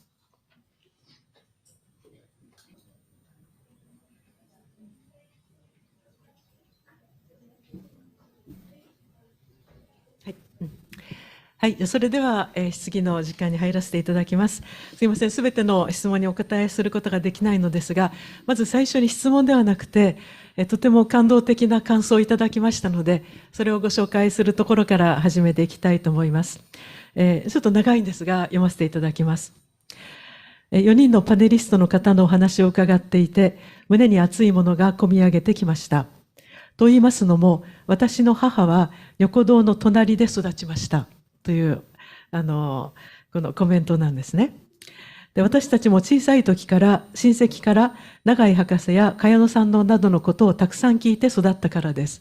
すいません、後でぜひお話を聞きたいのでどなたか教えてくださいね。お名前書いてございませんのでよろしくお願いします。私たちも小さい時から親戚からここですね。で、おじいさんたちは横堂を建てるために力を合わせ、母は茅野ちゃんと遊んであげたと言っていました。博士のお腹がパンパンに膨れていたので、その周りで飛び跳ねている茅野ちゃんに、そげん飛び跳ねたらお父さんのお腹ば破裂するけん、静かにせんばと言っていたとか。博士がコツコツと家の前を通ると、時計を見なくても時間がわかるほどとても正確だったとか、母の実家も森山宅ももっともっと広かったとか、たくさんの思い出をお持ちなんですね。で、パウラさんのプレゼンテーションの豊富な写真で、永井博士の人生が再び蘇ってきました。ガブリエレさんの話から、緑さんの素晴らしさも再発見しました。チャドさんのアメリカの方が原爆をどう捉えたかという話、アメリカ人のシスターを長崎の原爆資料館にお連れした時のことを思い出しました。しばらく声が出ませんでした。春日先生のお話ではなぜか最初から最後まで涙が止まりませんでした。すいません。泣かせちゃいました。単に、日本語だったからというわけではないと思います。博士の平和への熱い広い深い思いが心に突き刺さりました。また、著作を再び手に取ってみたいと思います。そして子どもたちに伝えていかなくてはと思います。アミチのサイト見てみます。ありがとうございましたという、どうもありがとうございます。ぜひお声掛けくださいませ。まだいらっしゃったらですね。はい、ではガブリエルさんに質問が来ておりますのでどうぞ。So I have received a question which is from Bernardino Hirobumi Kita-san, and it's amazing because it's written in Japanese and in Italian. So Thank you very much. This helps a lot. 本当に助かります。So the question is basically, how did you get to know Takashi, Nagai, and Midori? Did you know them from NHK special from TV, or from the books, or from what? I'm surprised that some Italian people can understand so deeply them and present them in such a way. So this thanks to your humanistic cultural tradition of your country. So thank you very much for the question. So the way we met them is through the book written by Father Paul Glean, The Bells of Nagasaki, which is a beautiful book on the life of the Peace of Nagasaki. I'm sorry. It's different names in different languages. Song from Nagasaki by Father Paul Glean. It's a beautiful book, which was the first opportunity for us to hear about the story of Takashi and Midori Nagai. Why can we understand the story of Takashi and Midori so deeply? This is a very beautiful question and a very important point, because they lived their experience as human beings to a point which we have all in common, which is the real heart of human beings. Whether we are Japanese, Americans, Italians, Russians, Ukrainian, or African, whatever, we all have in common one thing, which is our heart. And this has nothing to do with cultural, historical, humanism, or whatever. It's because we are done in the same way and for the same thing. We need the same thing. Takashi and Midori lived their experience, their journey of life at that level. So what they experience in life is exactly what I need as an Italian, I'm sure that my friends here who are from Argentina or America, they need exactly the same. So that's the point. And this is why we can be friends together now, because we are done for the same thing and we are looking for the same thing. We have the same identical heart, even if we talk different languages. So that was the most impressive things for us about Takashi and Midori. Their journey in life, in search for the truth, is exactly the same experience that we have in Italy and that everybody has in the world, I think.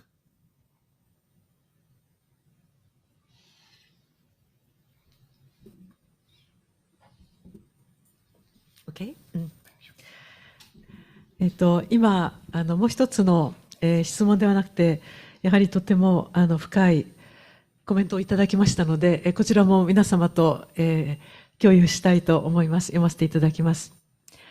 お名前は申し上げません。私は長崎の被爆2世です。今日はこのようなシンポジウムありがとうございました。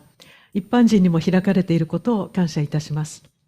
永井隆のことを恥ずかしながら、今日までこのようなレベルまで知りませんでした。ただただ心がいっぱいになって言葉が見つかりません。私の母は長崎で14歳の時被爆し傷を負いました。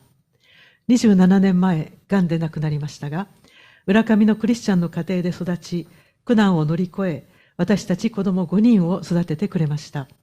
母の弟と姉3人だけ生き残りました。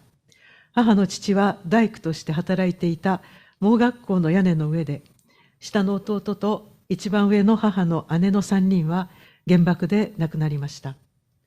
永井氏の中に新たにこれらの意味を見出しますというコメントをいただきました。ありがとうございます。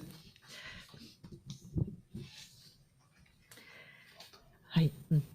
では、私への質問が参りましたのでお答えしたいと思います。長崎の鐘を書くことは、隆にとって大きな戦いであったことを知りました。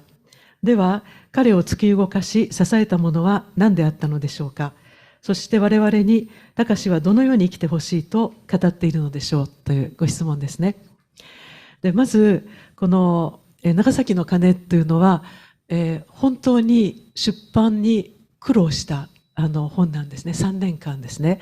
で、これは、後ろにいらっしゃるサンパウロ書店の第4巻をですね、編集していらっしゃる水野さんという方が今来ていらっしゃるんですが、これも、ちょっと、ついでに忘れない前に申し上げますね。今、永井隆の全集は3巻あります。広辞苑のような、この緑色の3巻で、もうほとんどというか絶版になっております。で、今この4巻目を、編集中なんですね。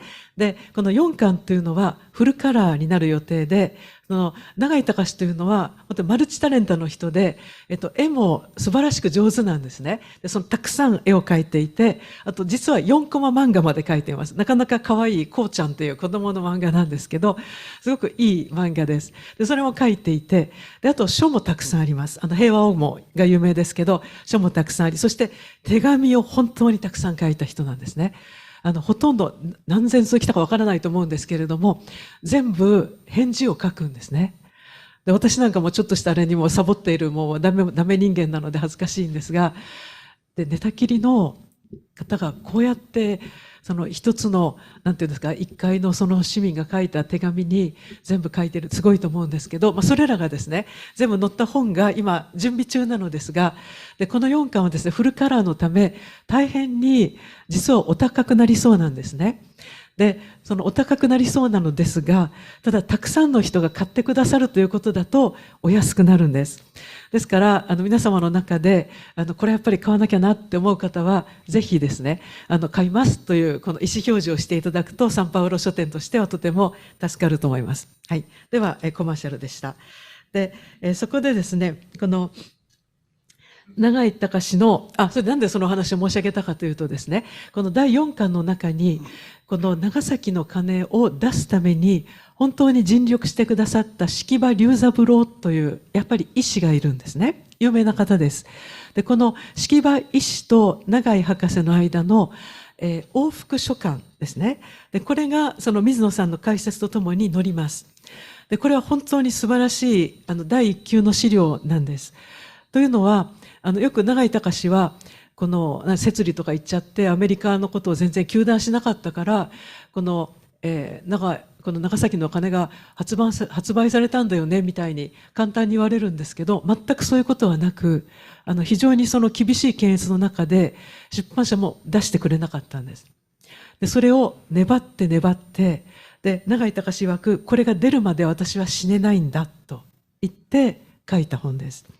で、なぜ死ねないと言ったかというと、この原爆がどれだけひどいものかということを赤裸々に知らせたいという、その思いだけですね。で、ただ、ここで皆さんに知っていただきたいのは、私はもう文学の畑なので、この永井隆の文体というのは、短歌を読む人の文体なんです。どういうことかというと、1行書いて余白があるんですね。10行知ってくださいという。こういう文体です。ですから、先ほどガブリエラが言いました、滅びぬものもそうなんですけれど、例えば、先ほどガブリエラが言った、その妻、緑の、その生きるも死ぬるも神様のご光栄のためにね、という、この一言が一行あって終わるんですね。でも、この一行の意味がどういうものかというのが、まさにその短歌の余白を読まないとはいけないと思います。ですから、この長崎の鐘も非常に淡々と書かれています。で、わざわざ皆様に、この由来のどういう思いで書いていたかっていうのは、長崎の鐘にはないので、それをご紹介したのは、どれだけ辛い思いをして書いたんだという、そこのところなんですね。ですから、でもこれを出すまでは死ねない。ということは、こういうことではないかなと思うんです。昨日も、今日は実はこちらにいらっしゃっているジム・ノーラン博士がいらっしゃるんですが、ジム・ノーラン博士は実はおじい様がマンハッタン計画に参加された方で、そのことをアトミック・ドクターズという本になされ、これは日本語にも翻訳されております。で、その中でそういう話をしながらですね、結局本当のことを知ったときに、決してアメリカよ悪いことをしたと糾弾しなくても、例えばアメリカ人の方がどういうことをしたかということがわかるということなんですね。ですから、真実よりも、広く深く語るものはないと思います。ですから、永井博士は、わざとここで、いわゆるセンチメントというか感情を避けて、淡々と書くんですね。その書き方は、実は夜と霧のフランクルの書き方と、非常に似通っていると思います。ですから、彼を突き動かし支えたものはともかく、自分は真実を知らせるまでは死ねないのだという、その思いであると思います。ですから、私どもも、このシンポジウムと申し上げましたが、これを、オーガナイズしたきっかけというのは、まず、やはり知るということが一番最初なのではないかなと思います。で、その知ることが、その事実そのもの、その真実そのものが人の心を動かしていき、で、動かされた人がまた伝えたくなりということになるのではないかなと思います。で、最後のご質問が、我々に隆はどのように生きてほしいと語っているのでしょうかということなんですが、で、これはまたお話し始めると2時間ぐらいお話してしまうところなんですが、この永井隆の霊性というのが素晴らしいです。で、これは本当にほとんど知られていないんですけど、医者だったとか救護したとかっていうのはよく知られているんですが、ただ、永井隆は初めから聖人ではなかったです。欠点も多い人でした。だから、なんか彼は酒飲みだったとか、看護婦を叱ったとか、いろいろなことが言われるんですが、要するにこの、なんていうんですか、いわゆるこの円満ないつもニコニコしている欠点のない人ではなかったんです。ただ、その人がだんだんと聖人になっていくんですね。で、その助けとなったのは、最初からのきっかけを作ったのは緑さんです。緑さんがいなかったら永井隆はいないです。で、そして特に緑さんが亡くなった後、すごく変わったという方がいらしたそうです。ですから、すべてを失ったとき、妻を失ったとき、本当に自分はこの子たちの父親なんだ。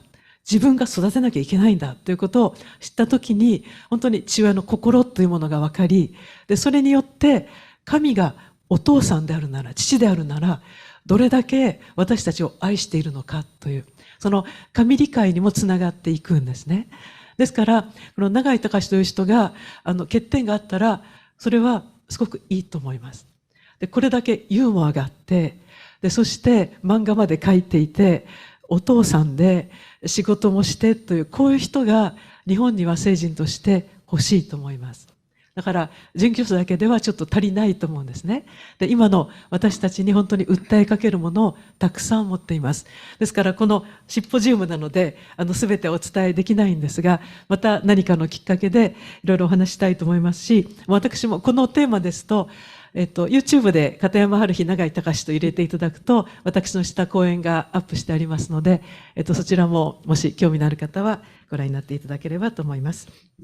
We also have a YouTube channel for the association, Amici Nagai Takashi Midori. So there's a lot of videos in many languages. So you can watch videos from us in Japanese, in Italian, in English, in French, and many in Portuguese. So if you want to know more, please, on our website, you can find the link to the YouTube channel. So please visit that. はい。じゃあ、それでは、司会に戻ります。では、そろそろお時間になってまいりました。お時間が足りずに、すべての質問にお答えできず、本当に申し訳ございませんが、はじめにご紹介いたしましたように、友の会の、この、今、ずっとご紹介してまいりましたホームページでお答えしていく予定です。なお、多くの方々から、このシンポジウムの動画が公開されるかどうかという質問を受けたまわっております。で、動画は後ほど上智大学のカトリックセンターのチャンネルより公開される予定です。ですが、残念ながら通訳の音声は入らないんですね。で、その旨ご了承いただければ幸いです。はい。では、最後にカトリックセンター長の李先生より最後のご挨拶がございます。先生、よろしくお願いいたします。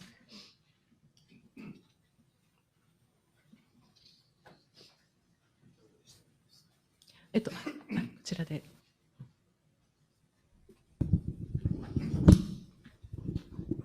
もう予定の時間も過ぎたので、簡単に閉会の挨拶に変えさせていただきますが、参加してくださったパネラーの方々、本当にありがとうございました。イタリアとアメリカと日本とありがとうございました。そしてもうすべては片山先生がもうまとめてくださったので何も話しませんが、私一つのことだけ皆さんにお伝えしたいことあります。それは浦上というその場所についてですよね。この浦上は非常に、さっき摂理の場っていうそんなことも出てまいりましたが、実は私、父と母が広島で被爆してまして、私は被爆2世なんですけれども、広島の原爆を取り扱った映画に「この世界の片隅に」っていうのがあるんですね。もう何年か前に上映されましたが、それを見ながら思ったことなんですけど、私たち人間がですね、経験すること、体験すること、特に悲惨なこととかですね、苦しいこととかっていうのは必ずこの世界の片隅に起こるっていうことなんですよね。浦上という場所、広島という場所、そしてまた今ウクライナのこと、また私たちがいろいろ経験してきた大災害とかですね、そういったこと、必ずこの世界の片隅に起こるっていうことです。で、このことはキリスト教信仰の中で、このインカルネーション、受肉っていうのがありますけれども、神の御言葉である神が人となってこの世界にお住みになったという時も、実はこの片隅に起こったっていうことなんです。そしてこのイエスという方がこの片隅においでになって、そして十字架というものを担われながら、苦難のうちに十字架の上で亡くなられた、そして復活なさったっていうですね、そういったこともこの世界の片隅で起こっている。このことを忘れてはいけないと私は思っています。そしてこの今日取り上げた永井隆緑というこの夫婦のですね、生きてきた姿、これもまたこの片隅で起こってきた。そして私たち自身が日々生きていきながら、この片隅で生きていきながら、そこで経験したこと、そこから普遍的なメッセージ、つまり平和であるとか、あるいは命の尊厳であるとか、そしてまた核兵器を使ってはならないとか、そういったメッセージを私たちはこの片隅から発していくのだということを忘れてはいけない、そう思います。そういう意味でこのシンポジウムを通して私たちはさまざまなことを知りましたけれども、またここからこの世界の片隅から発信していくことができるように心に留めておきたいと思います。今回このシンポジウム国連ウィークスの企画として行われましたが、それを一生懸命準備し主導しまとめてくださった片山先生、ありがとうございました。そしてパネラーとしてお話しくださったアミチの皆さん、ありがとうございました。そしてまたいろいろと準備してくださった上智学院のスタッフ、カトリックイエズス会センターのスタッフ、どうもありがとうございました。そして何よりもこの参加した方、対面で参加した方、Zoom で参加してくださった方、ありがとうございました。これらを通してまた私たちが本当に大事なメッセージを世界に伝えていくことができますように祈りたいと思います。どうもありがとうございました。